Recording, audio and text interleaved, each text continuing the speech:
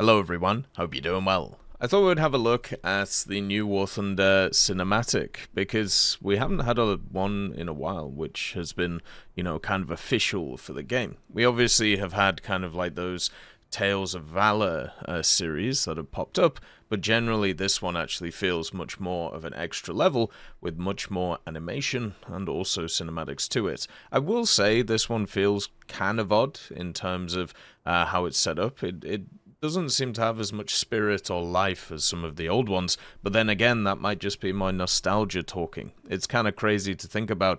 War Thunder's been around for 12 years now, at least open for everybody, so yeah, maybe that's just what's calling. But when I watched some of the older cinematics that they did back in the day, they just felt like they had a bit more punch. But as I said, it might just be a different generation, it might be a different set of people, different demographics, and all of that stuff. If you want to watch it yourself, I'll leave a link in the description. And also, if you go to the War Thunder website's article on this, and you go to the kind of like description area, there is a link there. If you click it, you'll get a free decal for your account, and then also on top of that, you'll get access to 3 other decals, which you can grind out by basically just getting access to that, and then in the game you'll get the 3 decals, and I think you have to win like 15 times, and you'll get all 3 of them. Basically 1 decal for each of the 5 wins. So let's get into it. Let's have a look. Let's see what this is about. I can't play it with audio on because it's copyrighted, just to let you know. So that's always a fun part. We start off with, of course, a big old aircraft carrier. One of the areas of the game that I feel like in War Thunder still hasn't really done anything. They added in all of those kind of upgraded models, right? And then nothing really happened with them. They just kind of sit on maps and don't really do anything. Same with the updated World War II ones. So hopefully at some point they can do something with it. You can see here, I believe this is an F-14, but here's the first decal. One of the cool things that you can do with the 4 decals that are available, you can kind of spot them in the trailer, which I think is actually pretty awesome. So you can see them moving around. And just remember, as we're getting into this is a cinematic, and cinematics usually show some fun stuff, but also at the same time, they're a cinematic, so that doesn't mean stuff will like come to the game in the way that you see it. Like, for example, in one of the cinematics, we saw the Vanguard, the good old submarine. I highly doubt that's going to come to the game anytime soon, apart from some kind of April Fool stuff, which they did previously. You can see here some pretty cool effects, though, but once again, I would be very surprised if it comes in. Got the T-90M, the good old Russian MBT, rushing across the desert, weirdly enough, and then some Abramoviches, or Abramses, the M1s.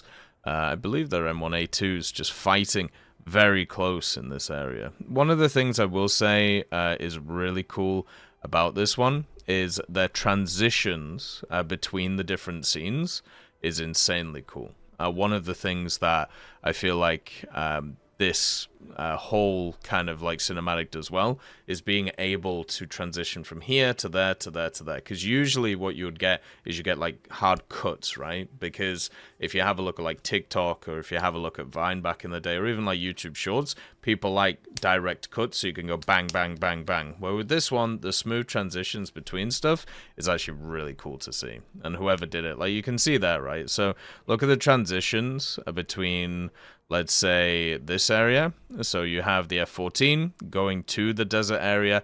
That's a hard transition there. But everything from here to that T-90, there's no hard transitions, right? So it's the camera going across, looking beautiful, especially in 4K. And then also you have the Abrams all just flying across the battlefield. And then the F-14s, I believe, up top. And then straight into the barrel, and then you get your first hard cut, but it's not really a hard cut, you know what I mean? It just looks really nice. The models of the guys, I don't know what it is about them, but they don't seem to have a lot of emotion to them. Like, I don't know, maybe I'm just being a little bit prudish, but I don't see too much. That was the second decal, by the way. Good old MiG-15 in the house. North Korean MiG-15. Maybe North Korea's coming. Who knows? Ooh. Yeah, we do have a few North Korean vehicles in the game. Oh, just as a side thing. So if you do enjoy North Korean stuff, because I really enjoy watching the parades from North Korea, because I feel like a lot of them are just ridiculous. Like they're just insane in terms of the stuff they add in. They add in effect for the sword swipe. So when the kind of officers swipe their swords, you hear a whoosh sound. And it's just same with the flag. You hear a whoosh. And it's just really funny, the post-editing they do. But they have like this montage that they did of their Su-25 pilots, and they made them look like Top Gun pilots, like putting on the aviators and like walking out.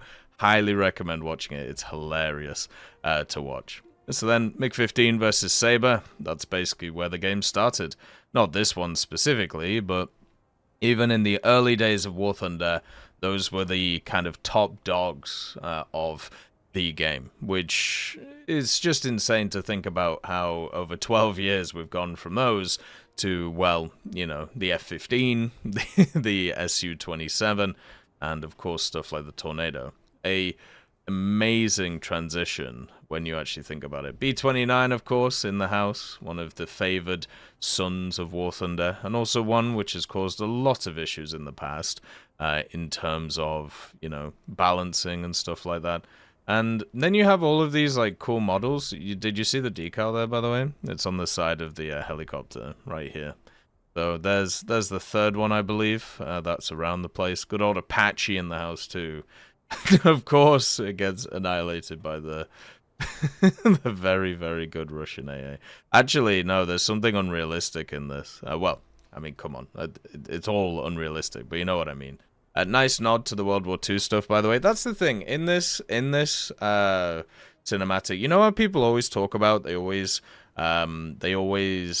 try and like promote like the top tier stuff, and obviously you got the T-90, the Abrams, you know, the F-14, stuff like that.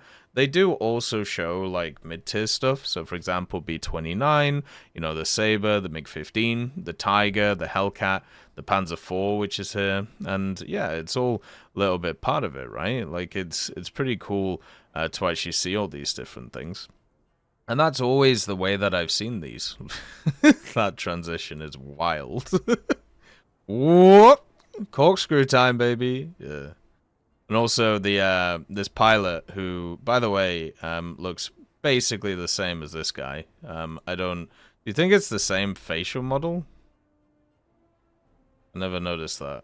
They look exactly the same. But anyway, yeah, firing rockets at the good old B-29. Interesting choice, I might say. Then the good old Apache coming in. There's the Bradders down there. And then, of course, the Strela firing in. So this is the most unrealistic part of the trailer, by the way. The Strela missile not following the actual target and going after flares. I don't think I've ever seen this happen. So I'm calling absolute dross. The most unrealistic trailer in War Thunder's history. So yeah. Then also the Apache annihilating good old T-72s. Could have brought in the Brimstone there. Then, of course, you have the Tiger, Panzer IV, another Tiger. It's Fury time, baby. This Hellcat is getting annihilated. But don't worry, for some reason, there's an American battleship that has just turned up. Oh my god, look at this thing. So it has two large turrets on the front, one on the back. I'm not sure what that one is. I've been making a concerted effort to understand, like, American battle cruisers, battleships, and also British ones. I'm still not fully there. I'm trying my best. My guess would be the Alaska, but I'm sure I'm wrong. But yeah, so very accurate fire from these guns to annihilate these Tigers. But it also gives you a great opportunity to show what naval battles versus ground would be. You would sit there as the ground vehicle, and the naval guys would just laugh at you. By the way, here's the other decal. So that's turned up too. My boy literally has a hole in his tank. Oh, smoke's up. Not too bad. It's kind of weird, like, moving from the smoke to shoot the target, but I suppose you do what you do. A lot of people have talked about the idea of improving the optics of a lot of these high-tier vehicles. I think what they've done recently is actually really cool. By the way, Abrams getting absolutely annihilated through that huge weak spot it has on the front in-game, and also, obviously, in the cinematic, so peace be with you. But just to make sure there's a trade-off, here's a T-72 getting absolutely murked on. And then this is... Come on, man. Like, the ship... just disrespecting the Tiger tank. Like, goddamn, just straight through. On the move as well. Homing missile. Crazy. Good old homing shells on that setup. But yeah, so... overall, you can see, like, the cinematic itself, the quality of it is fantastic. And then also, they added this little tidbit in at the end, which seemed a little bit weird. I don't know why this is here, but I suppose they wanted... maybe they wanted to label it as like a gameplay cinematic, so they've added this. And yeah, basically that is the trailer.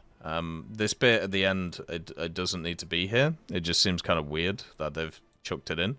But everything else is really cool. Like the quality of it is the same quality as you've seen from the previous trailers. It all looks fantastic. It looks really nice.